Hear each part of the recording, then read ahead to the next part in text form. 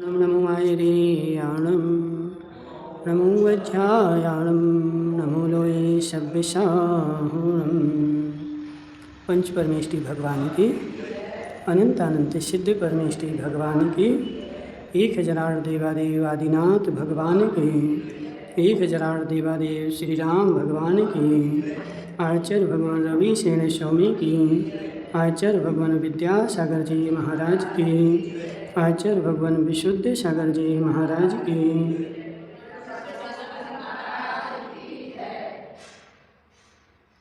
यहाँ पर चर्चा चल रही थी अपनी पद्म पुराण की, और जिसमें कल अपन ने देखा था कि राजा दशरथ कैकई को वरा था।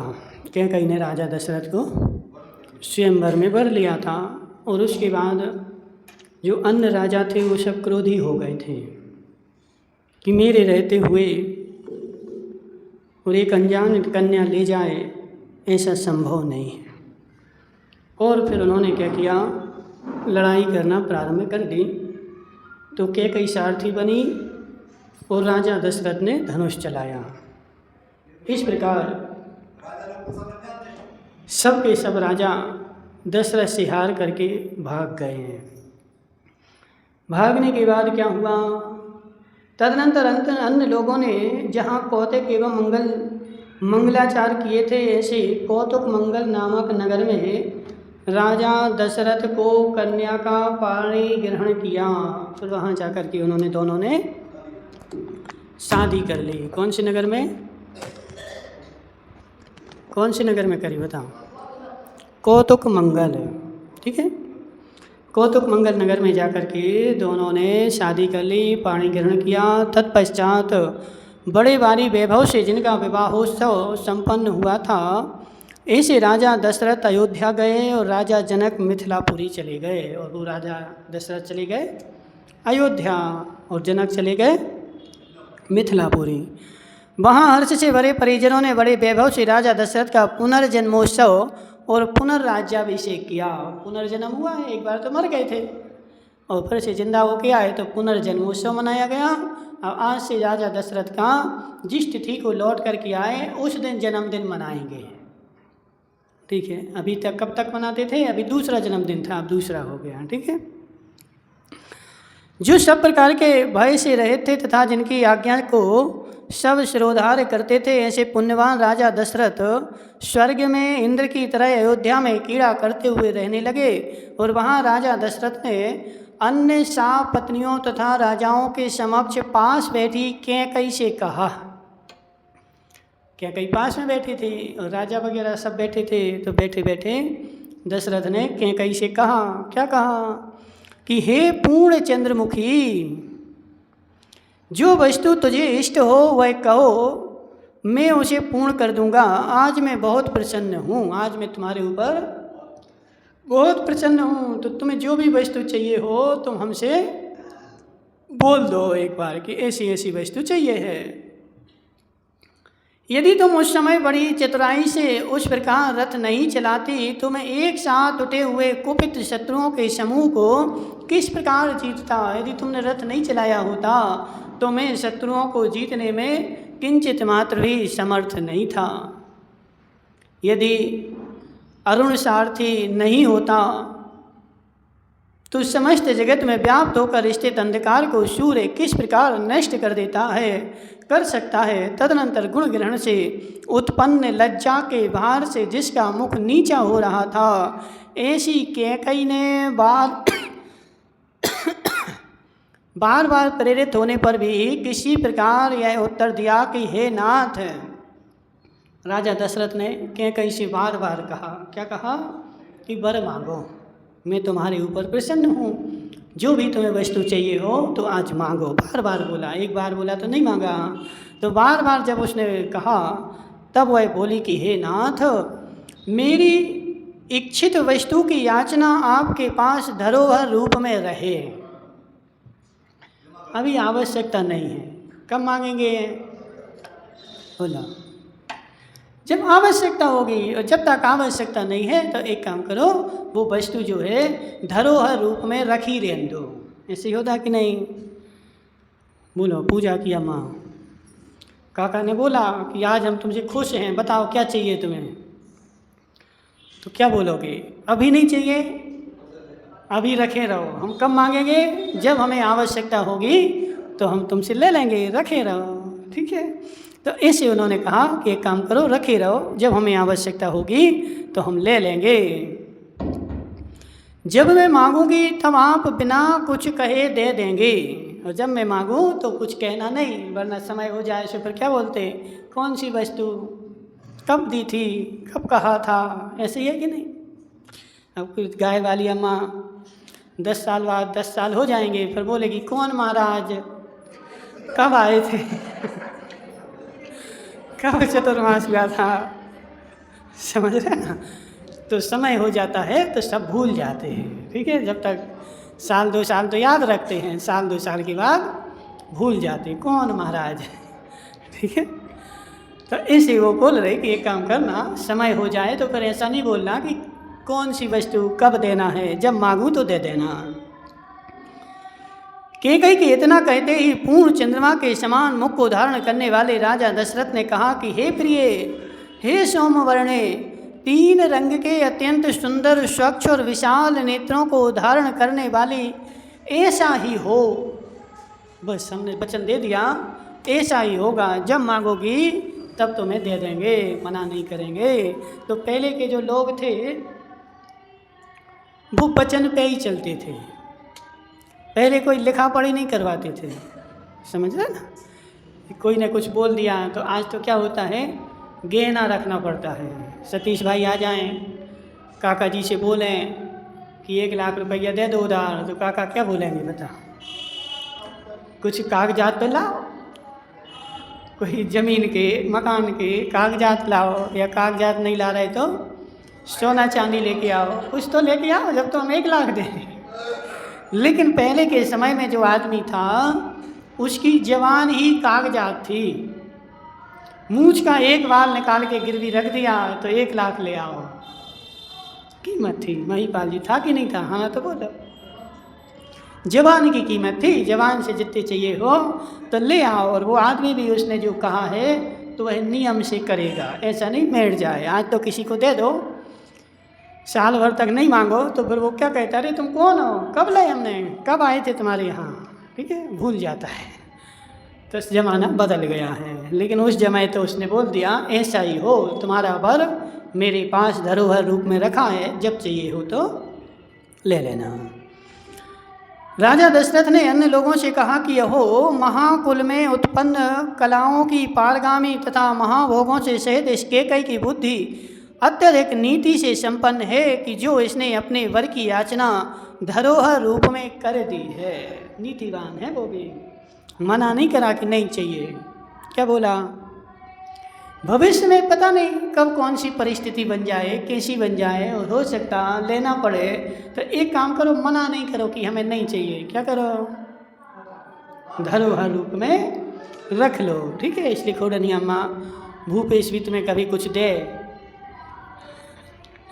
तो मना नहीं करना। ठीक है, नहीं भी चाहिए हो तो उससे बोल दो कि अभी तुम रखे रहो, हम बाद में ले लेंगे। नहीं, कुछ भी, क्योंकि संसार जीवन में कब कौन सी वस्तु की आवश्यकता पड़ जाए, नहीं पड़े तो उसके पास रखिए, पड़ गया तो ले लेना, और आज मना कर दिया तो फिर कल मिलने वाला नहीं है। इसलिए धरोहर रूप में रख दो, ये नीति है। हाँ, यह पुण्यशालिनी धीरे धीरे विचार कर किसी अभिलषित उत्तम अर्थ की मांग लेगी, ऐसा विचार कर उसके सभी इष्ट जन उस समय अत्यधिक आनंद को प्राप्त हुए। सब लोग बैठे थे वहाँ सभा में, अकेली तो थी नहीं, तो सब लोग क्या हुए, आनंदित हो गए। गौतम स्वामी श्रेणिक से कहते हैं कि हे राजन, मैंने बुद्धि के अनुसार तेरे लिए यह राजा दशरथ का सुवृतांत कहा, अब इससे अपने उदार वंश को प्रकाशित करने वाले महामानवों की उत्पत्ति का वर्णन सुनो। अभी हमने वंश कह दिया, अब दशरथ से जो तुम्हारा वंश उत्पन्न होने वाला है, क्योंकि राजा श्रेणिक भी जो हैं वो भी इसी वंश के हैं। कौन से वंश के हैं? राम मतलब इक्ष्वाकु वंश के ही हैं, क्योंकि सबसे पहला जो कोई वंश था वो इक्ष्वाकु ही वंश था। इक्ष्वाकु के वंश में से ही सारे क्षत्रिय सब जब निकल गए। तो जी जो बता रहे कि हे शरणे कि तू भी उसी वंश का है। और अब मैं क्या कहता हूँ, दशरथ से किस प्रकार वंश की उत्पत्ति हुई वह मैं तुम्हें सुनाता हूँ। अथानंतर उत्तम महल में रत्नों के प्रकाश रूपी सरोवर के मध्य में स्थित अत्यंत सुंदर सैया पर सुख से सोती हुई अपराजिता रानी ने रात्रि के पिछले पहर में महापुरुष के जन्म को सूचित करने वाले अत्यंत आश्चर्यकारी स्वप्न देखे। अब अपराजिता ने क्या किया, स्वप्न देखे। गाय वाली अम्मा तुमने देखे कि नहीं देखे? जिसके गर्भ में महापुरुष आता है उसको स्वप्न नियम से आते हैं, और वो स्वप्न कौन से आते हैं? मंगलभूत, मंगल के स्वप्न। और जिसके गर्भ में पापी आने वाला हो, राक्षस आने वाला हो, उसको वैसे स्वप्न आते हैं। जब कंस गर्भ में आया तो कंस की माता को क्या स्वप्न आए? कंस की माता का क्या नाम था? बोलो गाय वाली अम्मा। नहीं पता उग्रसेन था, ठीक है। माता का नाम क्या था? काका जी सोच के बताओ भी, ठीक है, तुमसे पूछेंगे। तो कंस की माता को विचार आया कि मैं अपने पिता के मतलब कि बच्चे के पिता की छाती को चीर करके और उनका खून पीऊं। ऐसा स्वप्न आया, ऐसा मतलब उनको दोहला हुआ। क्यों हुआ ऐसा दोहला? क्योंकि बच्चे में जो गर्भ में बच्चा था वो एक क्रूर बच्चा था, खोटा बच्चा था, ठीक है ना। और जिसके गर्भ में अच्छा बच्चा आने वाला हो उनको अच्छे अच्छे स्वप्न आते हैं। तो ऐसा नियम मंगलभूत है, जैसा मंगल कहलाता है, ठीक है।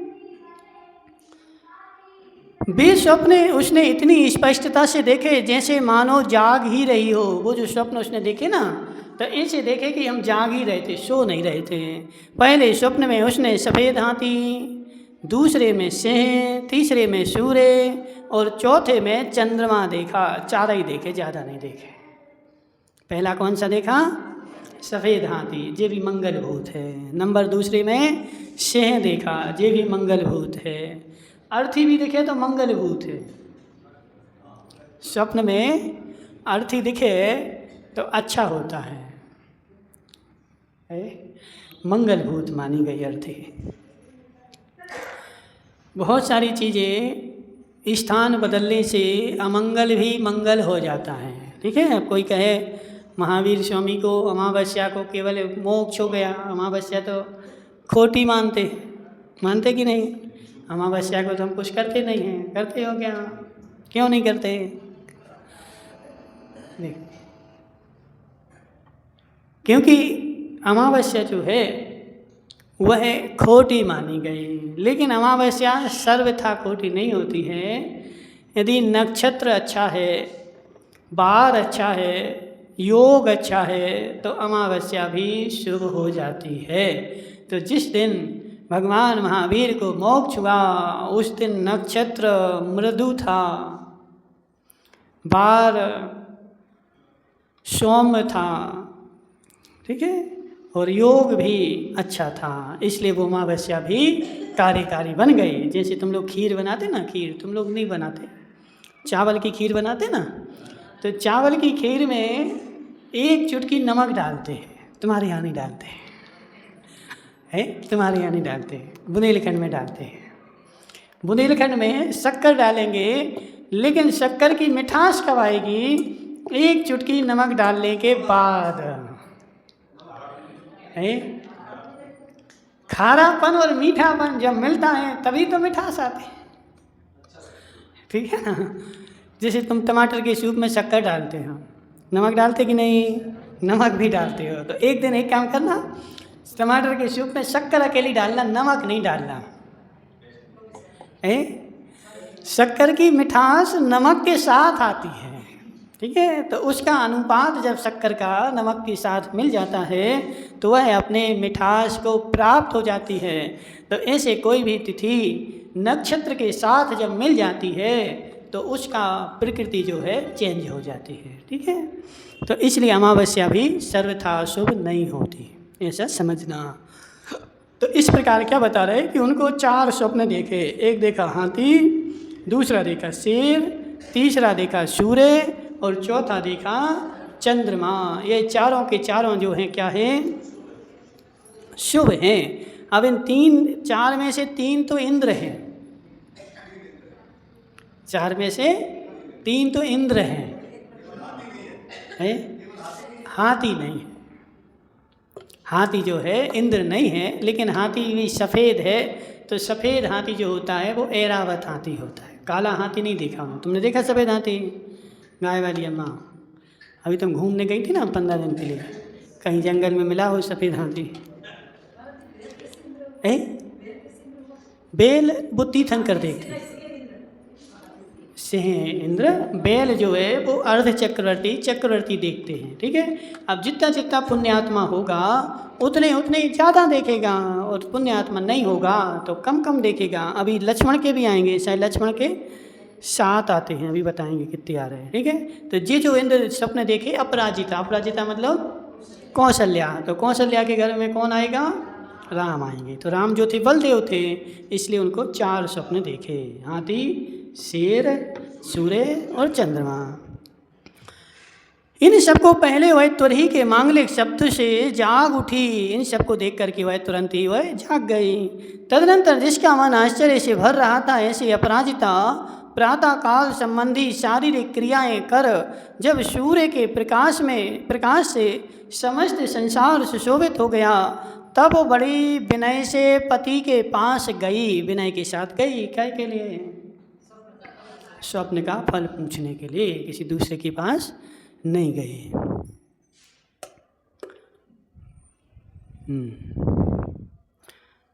स्वप्नों का फल जानने के लिए उसका हृदय अत्यंत आकुल हो रहा था, तथा अनेक सखियां उसके साथ गई थीं, और जाकर वह उत्तम सिंहासन को अलंकृत करने लगी, जिसका शरीर संकोच वश कुछ नीचे की ओर झुक रहा था। ऐसी अपराजिता ने हाथ जोड़कर स्वामी के लिए सब मनोहर स्वप्न जिस क्रम से देखे थे उसी क्रम से कह दिए। स्वामी ने भी बड़ी सावधानी से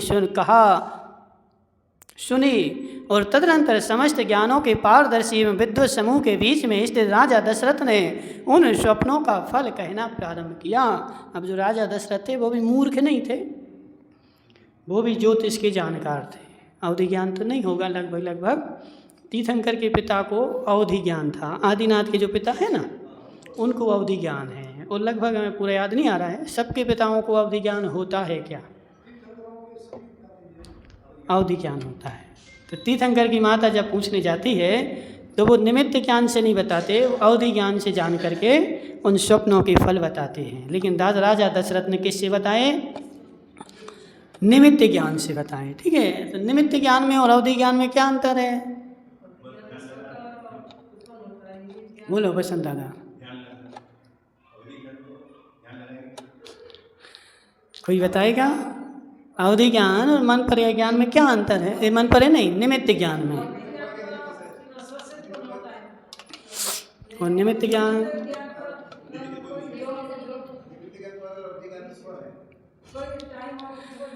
निमित्त ज्ञान जो है वो परोक्ष ज्ञान है, और अवधि ज्ञान जो है वो प्रत्यक्ष ज्ञान है। देखिए पर से नहीं होता, पर तो वैसे अपेक्षा तो दोनों में ही फर्क ही रहती है। अवधि ज्ञान वाले से भी पूछोगे उसके बारे में, जब ही बताएगा ना, बिना उसके तो नहीं बताएगा। तो सहारा तो उसको भी लेना पड़ेगा पर का, लेकिन पर का सहारा लेते हुए वो इंद्रियों का सहारा नहीं लेता है, ठीक है। अतीन्द्रिय ज्ञान है, और ये जो ज्ञान है जो इंद्रिय ज्ञान है, ठीक है। समस्त उन्होंने कहा कि हे कांते, तुम्हारा परम आश्चर्य का कारण ऐसा पुत्र उत्पन्न होगा जो अंतरंग और बहिरंग दोनों प्रकार के शत्रुओं का नाश करेगा। तुम्हारा एक पुत्र होगा जो क्या करेगा? अंतरंग और बहिरंग दोनों शत्रुओं का नाश करेगा।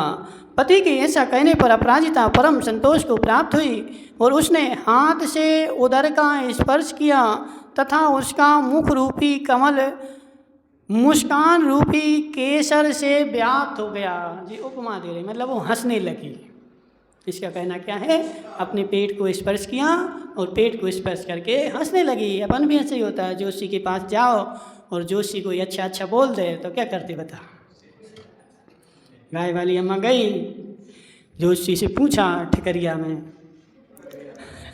हाँ हमारी वो बांसवाड़ा की दुकान कैसी चलेगी? तो जोशी ने बोला अच्छी चलेगी। तो खुश हो गई कि नहीं?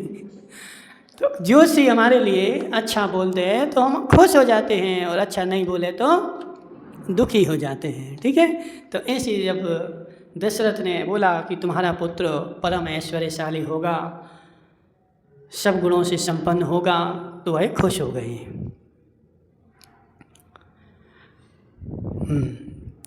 प्रशस्त भावना से युक्त अपराजिता ने परम प्रसन्नता को प्राप्त पति के साथ जिन मंदिरों में भगवान की महापूजा की, और पति को ले जाकर के वो मंदिरों में पूजा करी उसने, उस समय से दिन प्रतिदिन उसकी कांति बढ़ने लगी। उसका चित्त यद्यपि महाप्रताप से युक्त था तो भी उसमें अद्भुत शांति उत्पन्न हो गई। तदनंतर अतिशय सुंदरी सुमित्रा रानी में भी स्वप्न देखे। अभी अपराजिता ने देखे थे, अब किसने देखे? सुमित्रा ने भी देखे। और स्वप्न देखते समय वह आश्चर्य से चकित हो गई और उसके समस्त शरीर में रोमांच निकल आए और उसका अभिप्राय अत्यंत निर्मल हो गया। उसने देखा कि लक्ष्मी और कीर्ति आदर पूर्वक उसके मुख कमल पर रखे हुए थे। अब तुम लोग क्या है कि कल नहीं परसों लक्ष्मी की पूजा करोगे? परसों है ना चतुर्दशी को महिपाल जी, करोगे कि नहीं? दुकान में हाँ, तो दुकान में बैठ करके लक्ष्मी की पूजा करेंगे वसंत दादा। हे लक्ष्मी माता प्रसन्न हो जाओ, हे लक्ष्मी माता प्रसन्न हो जाओ। हे जीव, हे तुम लक्ष्मी को प्रसन्न कर रहा है, लक्ष्मी प्रसन्न होने वाली नहीं है, क्योंकि लक्ष्मी किसके ऊपर प्रसन्न है? तो लक्ष्मी पुण्य के ऊपर प्रसन्न है। ठीक है, अभी की अम्मा जी तो करती हैं, अभी की अम्मा तो उस दिन कर रही थी, और गणेश जी की पूजा कर रही थी बैठे बैठे। तो ये जीव लक्ष्मी की पूजा करने से लक्ष्मी नहीं आएगी, कैसे आएगी? सुरेंद्र भाई दोषी, लक्ष्मी की पूजा करने से लक्ष्मी आने वाली नहीं है। और लक्ष्मी की जो पूजा करता है वह तो दीर्घ संसारी है। क्यों है दीर्घ संसारी पंडित जी?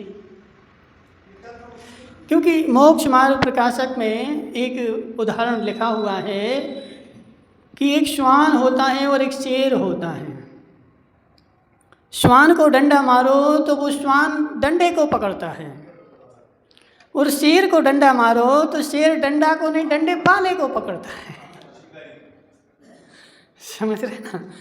जो श्वान होता है वो डंडे को पकड़ता है। क्यों पकड़ रहा है डंडे को? कि ये डंडा मुझे मार रहा है, यही दोषी है, और डंडे को पकड़ के बार बार मुझे पकड़ना चाहता है। लेकिन शेर जानता है ये डंडा तो निर्जीव है, ये नहीं मुझे मार रहा है। कौन मार रहा है? तो सुरेंद्र दोषी मार रहा है। तो शेर डंडे को नहीं पकड़ेगा, डंडे वाले को पकड़ेगा। तो ऐसे जो मिथ्या दृष्टि होगा वो क्या करेगा? तो लक्ष्मी को पकड़ेगा, और जो सम्यक दृष्टि होगा वो पुण्य को पकड़ेगा। क्योंकि लक्ष्मी संसार में कहती है कि मैं जो हूँ वो पुण्य की चेरी हूँ, जहाँ जहाँ पुण्य होगा वहाँ मैं होंगी।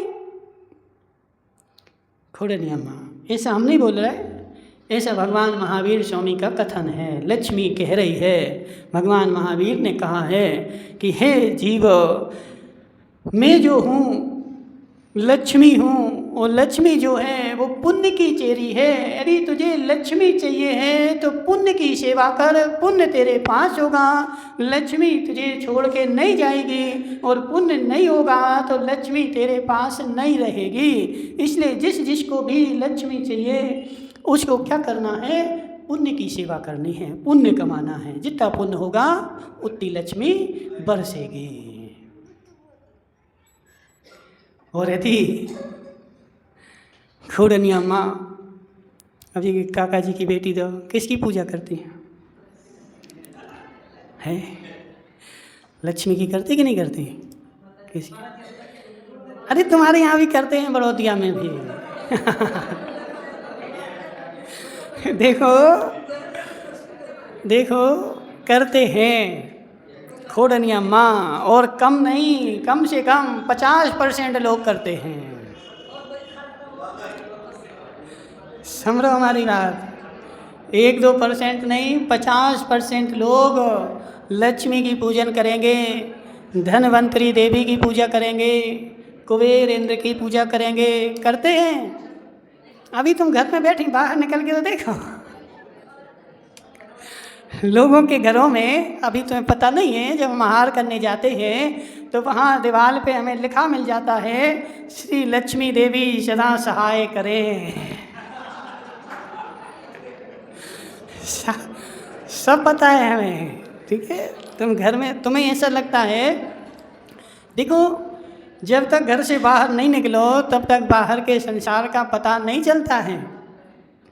जब घर से बाहर निकलता है, और बेटा जब तक पिता के साथ घर से बाहर निकलेगा तब तक उसको कुछ भी पता नहीं रहेगा। हम लोग जब आचार्य जी के साथ घूमते थे, विहार करते थे, कुछ भी पता नहीं रहता था कहाँ क्या हो रहा है, कौन कैसे लोग हैं, कहाँ कैसा रीति रिवाज, क्योंकि वो जानते थे। लेकिन जब अलग से विहार किया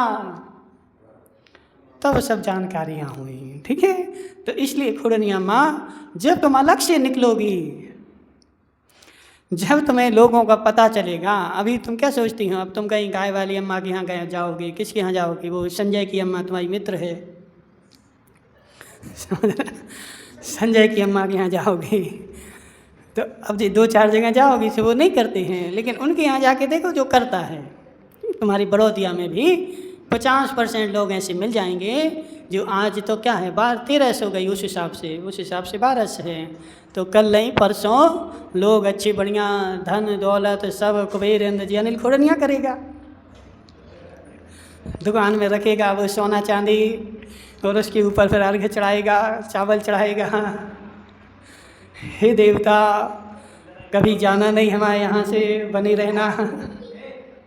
तो कहने का आशय क्या है कि हे जीव, लगता अपन को ऐसा है कि नहीं करते, बहुत सारे लोग करते हैं। क्यों करते हैं? क्योंकि उनको धर्म के ऊपर श्रद्धा नहीं है, उनको जैन सिद्धांत के ऊपर श्रद्धा नहीं है, उनको आगम के ऊपर श्रद्धा नहीं है, महावीर के ऊपर श्रद्धा नहीं है, इसलिए वो लक्ष्मी की पूजा कर रहे हैं। और जिनको महावीर के ऊपर श्रद्धा है, तो महावीर ने कहा है कि लक्ष्मी जो होती है वह पुण्य के चेरी है, और जहाँ जहाँ पुण्य है वहाँ वहाँ लक्ष्मी स्वामेव परस्ती है। भगाओगे तो भी नहीं भगेगी।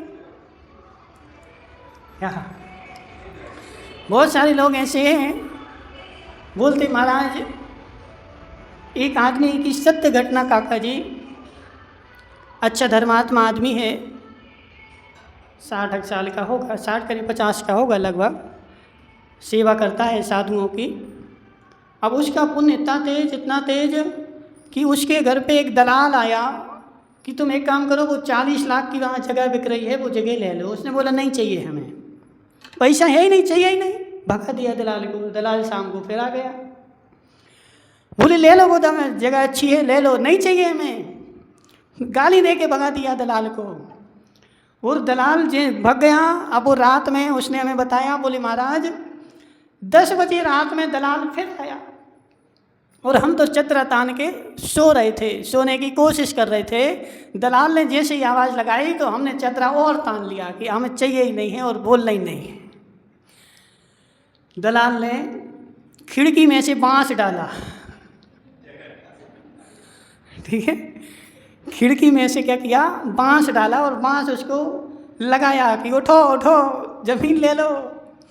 बोले इतना परेशान कर रहा है, तो हाँ बोल दी, चलो ले ली। वो 40 लाख की उसने ज़मीन ले ली। 2 साल बाद 1 करोड़ 80 लाख की बिक गई, ठीक है ना। तो पुण्य तेज था, लक्ष्मी देखो भगा रहे थे, नहीं भग रही थी, पुण्य प्रबल था। और पुण्य प्रबल नहीं हो तो तुम कितने उसके पीछे घूमो, नहीं आती है। और पुण्य प्रबल था, इसलिए वो भगाना चाह रहा था, भग जाओ, नहीं चाहिए नहीं चाहिए, लेकिन वो बार बार आ रहा, उसी के पीछे लगा। क्यों लगा? क्योंकि उसका पुण्य तेज है, इसलिए मन की अम्मा लक्ष्मी के पीछे नहीं घूमना है, पुण्य चाहिए, लक्ष्मी चाहिए तो पुण्य के पीछे घूमोगे तो लक्ष्मी तुम्हारे पीछे घूमेगी। ओम नमः सिद्धिभ्याम।